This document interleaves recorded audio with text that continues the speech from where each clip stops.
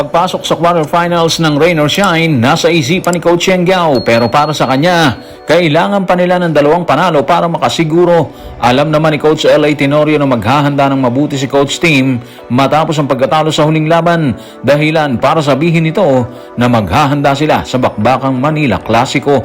At ang ating mga kababayan, iminungkahi ang presensya ni Coach Chot Reyes sa mga laban ng Gilas para kay Calvin Octana. Tutukan po natin ang lahat ng yan, pero bago yan, paki-subscribe, like and share na lang muna para pareho tayong updated. Inilatag ni Coach Yeng Guiao ang paniniwala para tuluyang makapasok sa quarterfinals ng kasalukuyang ginaganap na PBA Commissioner's Cup. Ayon sa veteranong coach, 6 na panalo ang kailangan, subalit para sa kanya, kailangan nilang gawing 7 para makasiguro. Narito ang kanyang kwento. Tutukan natin si Coach Yeng sa report ni Olmen Leiva ng Philstar. Ang kwenta namin is mga 6 wins or 7 wins, pasok ka na ng quarters. Naka 5 wins na kami, so baka isang panalo na lang, nasa quarters na kami. Pero para makasigurado, siguro kailangan 7 panalo. Yun lang objective namin. We don't even mind kung number 1 ka or number 2 ka sa standings. Importante lang makarating ka sa next round. Well, obvious naman ang gustong mangyari ni Coach Yeng Guiao, di ba? Makapasok sa quarterfinals ng PBA. Klaro din ang plano niya. 6 hanggang 7 panalo para makasigurado. Sa ngayon, meron na silang 5 at hindi lang basta 5 kung hindi 5 sunod-sunod na panalo na nagpapakita kung gaano kasolid ang kanilang takbo sa torneo, di ba? Hindi rin biro yung mga kuponang tinalo nila gaya ng TNT, Meralco, Blackwater, SMB. Ibig sabihin, hindi tsamba ang kanilang record. Pinaghirapan nila to at malinaw, meron silang disiplina at consistency sa kanilang laro. Bagay na trademark na isang kupunan na hawak ni Coach Yeng Guiao. Para kay Coach Yeng, hindi mahalaga kung anong pwesto sa standings, di ba? Ang importante ay makapasok sa susunod na round. Yan ang mindset ng isang veteranong coach. Walang pakialam sa rankings, basta maabot ang target. Focus lang sa panalo at sa proseso, hindi sa ingay sa paligid, di ba? Ngayon, haharapin nila yung Converge Fiber Xers na merong kartadang 1-4. Sa papel, lamang ang Rain or Shine at sila ang paborito sa laban. Magandang opportunity to para makuha ang ka-6 na panalo at mas mapalapit sa kanilang goal sa quarterfinals. Pero hindi rin dapat maging kampante sila dyan. Dahil ang Converge, sigurado lalaban yan para makabawi at umangat sa standings, di ba? Dito masusubok yung tibay at consistency ng Rain or Shine mga playoffs.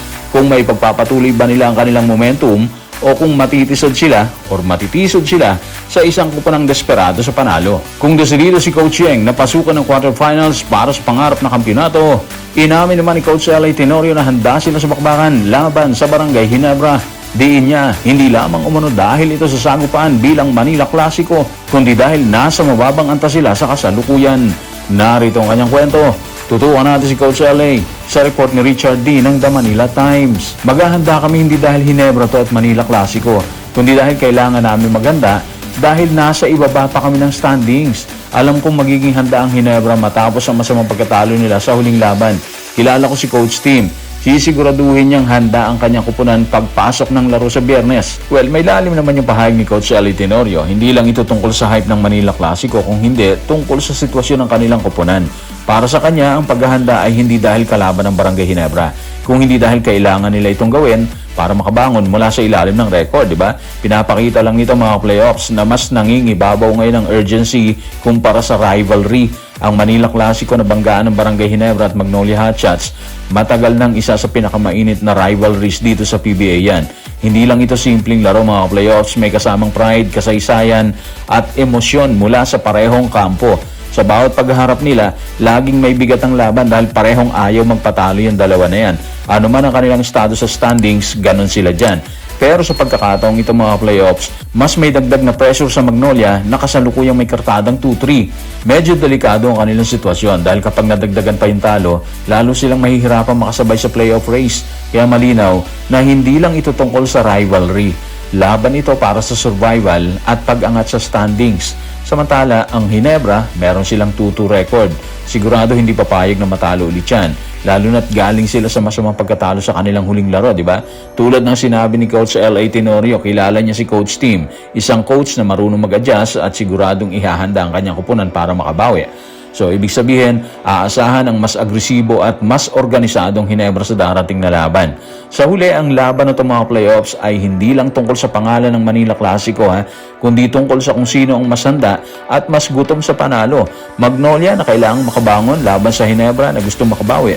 Dito masusukat kung sino ang mas may puso at disiplina pagdating sa crucial na sandali. Sa depensang inilatag naman ni Coach Tim Cone kay Calvin Oftana na kinikwestiyon ng ating mga kababayan ang kakayahan sa international na bakbakan, iminungkahi ng ilang netizen ang presensya ni Coach Chot Reyes. Ito ay para umano makapag-perform ng mabuti si Calvin Oftana. Narito ang kanilang pahayag. Tutukan natin si Anonymous sa comment section ng Playoffs sa Playoffs YouTube channel. No hate for Coach Tim Cone and Oftana. Lalabas ang laro ni Oftana kapag si Coach Chot ang coach kasi sobrang tiwala niya at may play talaga para kay Oftana. Kay Coach Tim, parang ang play na nakikita ko kay Brownlee lang 75%. Kita naman natin yung mga locals parang nagkakahiyaan tumira. Gusto ko sabihin dito, dapat si Coach Chot lagi kasama para mas lumabas ang kumpiyansa ni Oftana. Parang tatay ba? Well, may point naman yung komentong ito tungkol kay Coach Tim Cone at Calvin Oftana. Lalo na pagdating sa usapin ng kumpiyansa at sistema, di ba? Totoo na dinepensahan ni Coach Tim si Oftana bilang isang mahusay na shooter. At kung titingnan ng lineup ng Gilas, andyan dyan yung mga shooters. Marami sila dyan. Binanggit na yan ni Coach Tim Cone kahapon sa isang interview. Hindi talaga masasabi na kulang sila sa shooters, di ba? Ang tanong lang talaga is, paano nagagamit ang mga ito sa loob ng sistema? Dito pumapasok ang comparison kay Coach Chot Reyes. Ayon sa komento ng ilang netizen mga playoffs, mas nagsishine si Oftana kapag si Coach Chot ang humahawak dahil malinaw ang tiwala at may specific na plays na nakadesign para sa kanya. Sa basketball, malaking bagay ang ganitong klase ng kumpiyansa mula sa coach. Kapag alam ng player na may role siya at may green light siyang tumira, mas lumalabas ang natural niyang laro, di ba? Sa sistema naman ni Coach Tim Cone, kilala ito sa structured offense at triangle system kung saan mas umiikot ang bola at madalas nakasentro sa pinaka-efficient na option na sa kasalukuyan kadalasang napupunta kay Brownlee. Posibleng dito nang gagaling ang observation na parang 75% ng plays para kay Brownlee lang, di ba? Habang ang locals nagiging hesitant o nagkakahiyaan sa pag-take ng shots. Pero hindi ibig sabihin nito mga playoffs na kulang sa tiwala si Coach Tim Cone. Sa halip, iba lang ang approach niya. Mas system-based kaysa sa player focus. Ang hamon ngayon para kay Oftana is kung paano siya mag-a-adjust at hanapin ang pagkakataon sa loob ng ganitong sistema, di ba? Habang ang coaching staff naman, kailangan balansehin yung pag-maximize kay Brownlee at pag-activate sa ibang shooters. Sa huli parehong may point yung dalawang pananaw, di ba? Ang halaga ng tiwala at ang halaga ng sistema. Kung makakahanap ng gitna kung saan may malinaw na role si Oftana at sapat na kumpiyansa habang nananatili ang disiplina ng sistema ni Coach Tim, posibleng doon natin makita yung pinakamahusay na bersyon ni Calvin Oftana dito sa Gilas, Pilipinas. So guys, maraming salamat.